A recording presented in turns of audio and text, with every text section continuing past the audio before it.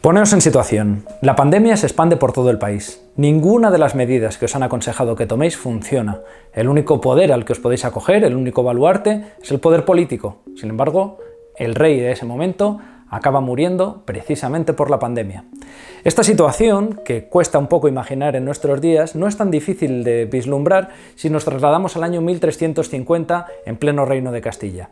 La Semana Santa de aquel año fue un momento completamente traumático para toda la sociedad española y para más concretamente la familia real. En aquel entonces, la peste que se había extendido desde el año 1348 por toda Castilla asolaba también el campo de batalla donde se encontraba el rey Alfonso XI. Trataba de tomar el sitio de Gibraltar. Sin embargo, pese a que sus consejeros le recomendaron que abandonase el campo de batalla y que incluso paralizase la guerra por las terribles consecuencias que estaba teniendo la peste, insistió y terminó muriendo a causa precisamente de la peste. Curiosamente, murió un Viernes Santo para mayor trauma de toda la sociedad española o castellana en ese momento, que era profundamente cristiana.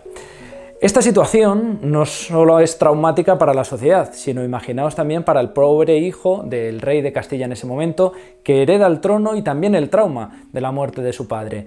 El posterior rey en la corona de Castilla, Pedro I, era apenas un muchacho de 16 años, y este episodio tan luctuoso y tan dramático en su vida le acompañó el resto de sus días. Lo vemos precisamente cuando 3 años más tarde sigue reconociendo en sus cartas que corrió gran peligro cuando en su alojamiento en la ciudad de Sevilla padeció él mismo la propia peste. Sin embargo, las consecuencias políticas llegan más allá. No solamente es un trauma personal, sino que a nivel político el rey se niega a recibir a las cortes en grandes ciudades. Incluso él mismo se niega a visitar las grandes ciudades de Castilla porque teme que los contagios, al ser más numerosos en estas ciudades, le vuelvan a enfermar y pongan en peligro el reino. Tanto es así que precisamente en parte por ese trauma, deja a un libre albedrío, en cierto sentido, problemas que antes no lo eran tanto, como podrían ser, por ejemplo, los hijos bastardos. Ese episodio, a la postre, termina acabando no solamente con Pedro I, sino con toda la dinastía, porque tenemos que recordar que Enrique II, ese hermano bastardo que termina enfrentándose al pobre Pedro I, acabará asesinándole y rematando para siempre esa dinastía, fundando la posterior dinastía, de la que, por cierto, os aconsejo un vídeo que os acompañe en esta descripción. Lo cierto es que precisamente este enfrentamiento entre las pestes y el poder político, o las pandemias y el poder político, no solamente lo vemos en la Edad Media, también en el siglo XIX ocurrió un episodio realmente interesante a nivel social.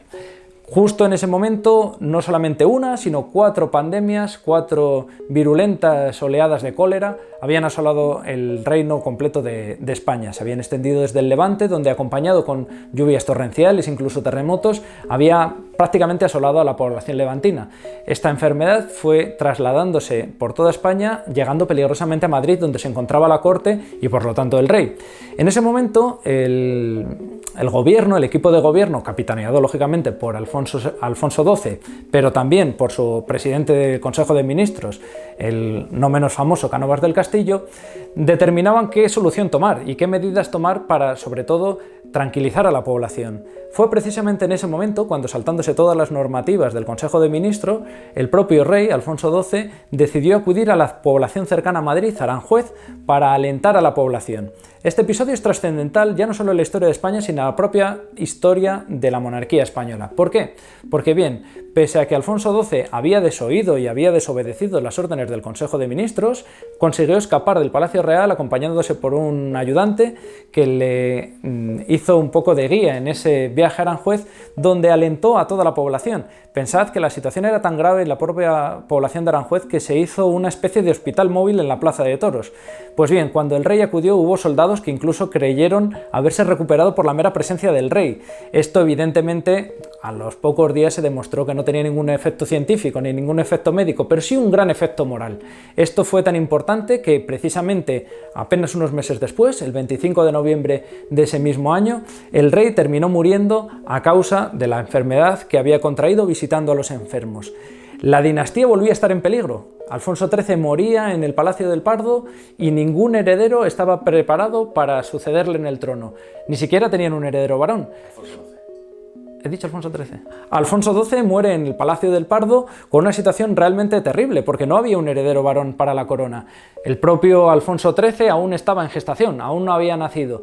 La corona, por lo tanto, y en consecuencia la dinastía completa, corría grave peligro. Ese gesto del rey no solamente fue un gesto solidario o un gesto humanitario, también fue un desafío a las instituciones políticas del momento. El rey no podía haber salido de palacio sin un acuerdo con el Consejo de Ministros. Podríamos decir que Alfonso XII se saltó a la torera todas las leyes que le obligaban a mantener en ese momento.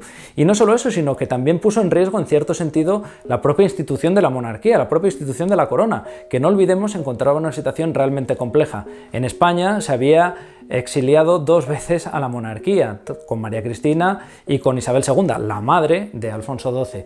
Y no solo eso, sino que incluso trayendo otra monarquía nueva, como fue la de Amadeo de Saboya, también tuvo sus dificultades y esto desembocó en la práctica huida de Amadeo de Saboya de España. Pero aún así había movimientos republicanos, seguía latente el movimiento de los carlistas, una rama de los Borbones que proponía alzarse en el trono, y aún así todas las instituciones europeas se estaban volviendo repúblicas, las monarquías estaban en un serio declive en toda la Europa de esos finales del siglo XIX.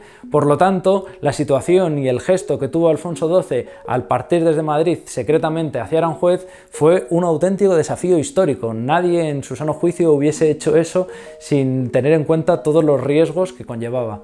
Por poner un símil actual, es como si dijésemos que Felipe VI se dedicase ahora mismo a saltarse todas las normativas del Ministerio de Sanidad y recorriese la inmensa mayoría de residencias de ancianos abrazándose con los pobres abuelillos, contagiándose y extendiendo el virus.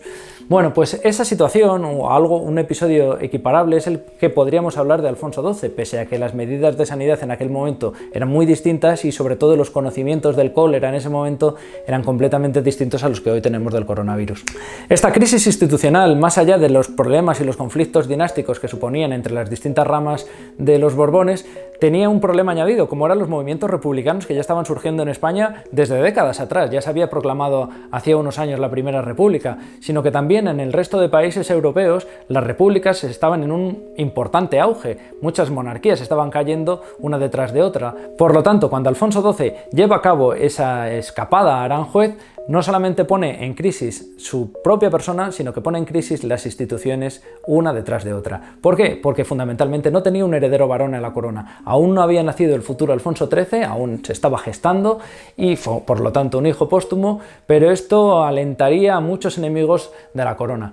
El hecho de que su gesto se considerase como una labor humanitaria y como un gesto solidario hacia su propio pueblo fue lo que verdaderamente salvó la monarquía. La monarquía estaba en las últimas prácticamente a nivel político en esa situación. Sin embargo, el carisma del propio rey, solidarizándose con su pueblo y empatizando con los problemas que estaban teniendo precisamente por causa del cólera, hizo que la institución se salvase. Murió el rey, pero se salvó la corona.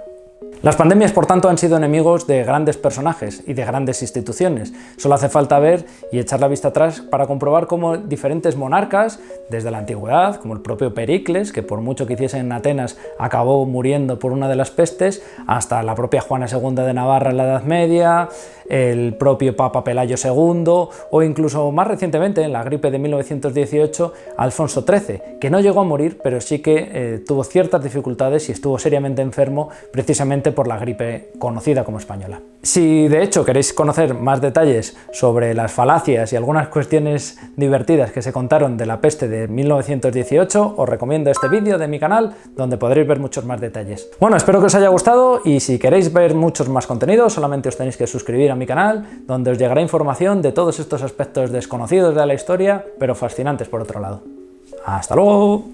Bueno, recordad, si os han gustado todas estas historias de las que os hablo en mi canal de YouTube, os recomiendo Secretos del Siglo de Oro. Es el último libro que he escrito y en él relato todas las historias y todos los secretos a nivel de anécdotas, complots, conspiraciones, suplantadores, infinidad de secretos de esta época histórica fascinante que es muy conocida a nivel histórico, pero que aún esconde muchos enigmas y muchos secretos realmente fascinantes y que os van a hacer ver el Siglo de Oro de otra manera. Nunca más veréis a Cervantes con la misma perspectiva después de haber visto este libro o la propia obra del pintor Diego Velázquez.